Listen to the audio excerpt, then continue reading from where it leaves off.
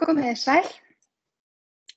Ég ætla að fara með ykkur yfir skráningu gististaða inn á vefsíðu vest.is og vesturland.is, hvort sem þið eru að grunnskrá eða uppfæra skráningun ykkar og þar af leiðandi þær upplýsingar sem að birtast á vefsíðunni, þá notum við þetta hérna skráningarskjal og ég ætla að minna ykkur á að þó að þið standi í annarri ferðaþjónustu heldur en gististöðum, samhliða gistingun ykkar, ef þið eru með veitingastæði afþreyingarþjónustu, þá takið þið það ekki fram í þessari skráningu.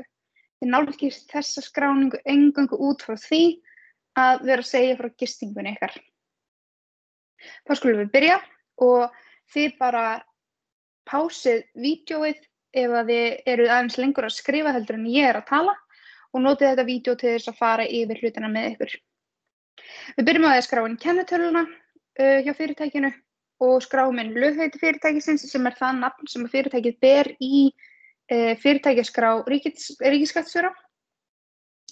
Síðan teljið þið hérna upp markaðsheitið á íslensku og ef það er það sama á lögheitið þá skrifið þið það aftur hér og ef að þið eru með annað markaðsheiti á ensku þá skrifið þið það hér en ef að þið berið sama markaðslega nafn á íslensku og ensku þá skrifið þið íslenska nafnið líka hér. Þið skráið inn heimilisfangið og það er þá það heimilisfang sem að kennitalan er skráð á hjá skattinum og er notuð fyrir fyrirtækið en ef að aðkoman er flókin eða önnur heldur en þetta heimilisfang þá takið þið það fram hérna í dálknum fyrir neðan.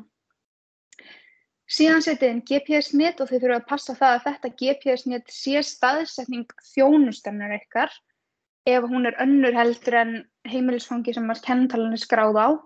Og þið getið nálgast réttan punkt í Google Maps og þið setið inn lengdar og breytagráðu sem þar er gefin upp. Síðan setið þið inn netfang fyrirtækisins og þetta er þá það netfang sem að mun birtast á vefsíðunni með ykkar skráningu. Þarf helst að vera ópersónugreinanlegt, sem sagt ekki með fornafni eða einhverju slíku inniföldu í sér. Og sama er með símanúmer eða þetta þarf að vera símanúmer sem að kemur fyrirtækinu við beint og er notað í rekstrinum. Og þið viljið að birtist með skráningunni á vefsíðunni hjá okkur. Þá förum við upplýsingar tengilið fyrirtækisins og þetta er þá nafn á tengilið sem að tekur að sér að vera okkar samskiptaaðili við Markaðsstofu Vesturlands og Áfangastofustofuna. Þið gefið upp fullt nafn hér, símanúmer þess tengiliðs og þá helst símanúmer sem að sá aðili ber með sér og tölvupóstfang tengiliðs og þetta eru bæði símanúmer og tölvupóstfang sem kemur ekki til með að birtast á vefsíðunni og er bara fyrir okkur til þess að eiga í samskiptum við ykkur og má þar af leiðandi vera persónugreinanlegt. Samfélagsmiðlarnir, við byrjum á því að ef að fyrirtæki heldur út í vefsíðu þá skráið hana inn hér en ef að þið notist frekar við Facebook síðu og haldið ekki út í vefsíðu þá skráið þið hana hérna fyrir neðan.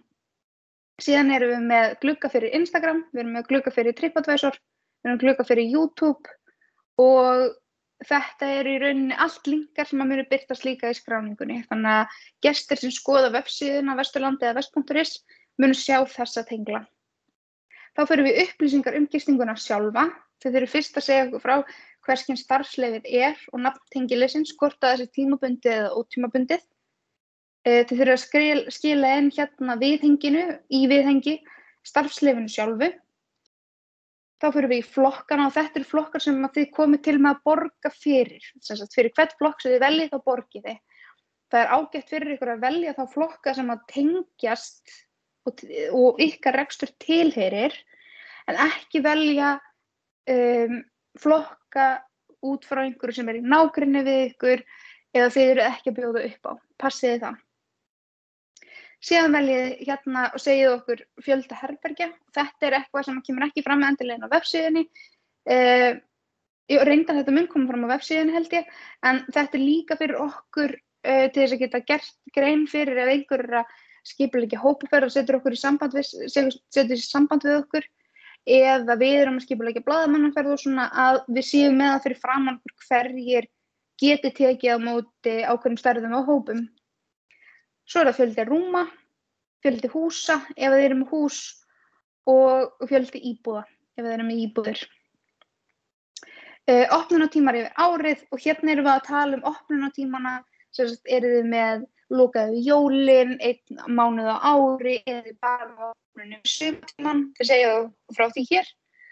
Og svo takið þið fram opnunartíma yfir daginn og takið fram ef hann öðruvísi á veturna heldur en á sumrin. Þá koma táknin og þetta eru lítil tákn sem birtast undir markaðslegum texta sem fylgir skráningunni ykkar. Og aftur hér að þá mikilvægt að þið séu að velja tákn sem tengjast beint ykkar rekstri.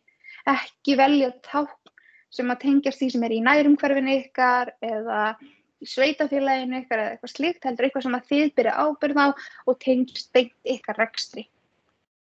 Síðan koma textalýsingarnar og hérna erum við að tala eingöngu 150 orð eða minna, þar sem þið eru ekki að telja upp þær grunnupplýsingar sem þið hafi gefið upp nú þegar, heldur þið eru að taka fram markaðslegar upplýsingar. Þið eru að lýsa ykkar eiginleikum, þið eru að lýsa ykkar staðháttum og hvernig þjónustu þið bjóðið upp á. Þið segir frá þessu á íslensku og síðan á ensku og síðan þurfum við að skila okkur lágmarkt 4 myndum eða 7. Það lítur best út að vera með annað 4 eða 7 svona formsins vegna. En þið getið skilað okkur líka 5 eða 6 ef þið viljið, en þessar myndir þurfa allar að vera í góðum gæðum og þær þurfa að vera með opnu leyfi þannig að við á markaðsstofunni getum nýtt myndirnar til þess að koma ykkur á framfæri eða gistingu á framfæri og nýtt þetta þar að leiðandi í markaðssetninguna. Það eru hérna 4 flipar sem þið verðið að setja myndir í og síðan eru 3 aðrir fyrir neðan sem eru valkvæðir. Þið eru búið með skráningunni ykkar, þá ítið þið hérna á done og þá er búið að skila inn skráningunni.